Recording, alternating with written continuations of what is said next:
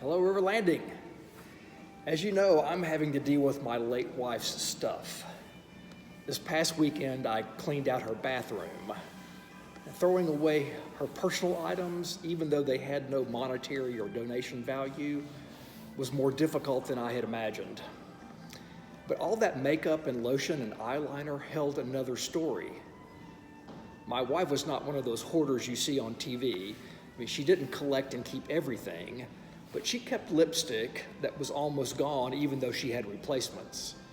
And she bought new lotion, kept the previous container that still had a little bit in the bottom.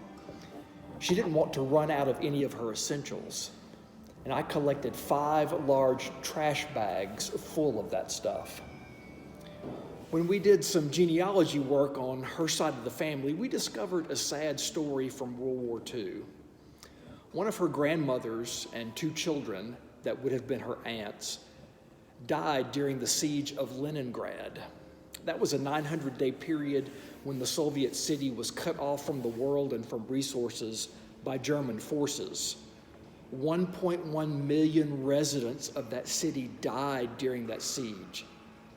Alice's paternal grandmother and the 2 children starved to death and were 3 of that number.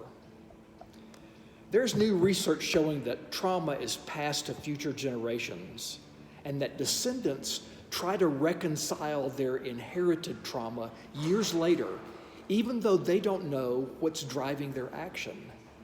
Alla was always very sensitive about running out of things she needed. She always made sure she had a stockpile. I didn't understand why until we discovered that story. She was just making sure the trauma didn't repeat itself.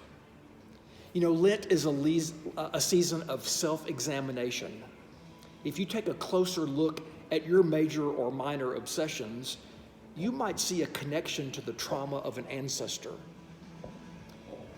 If you'd like to read about how that happens, one book that addresses the subject is entitled, It Didn't Start With You. It's by Mark Wolynn, W-O-L-Y-N-N.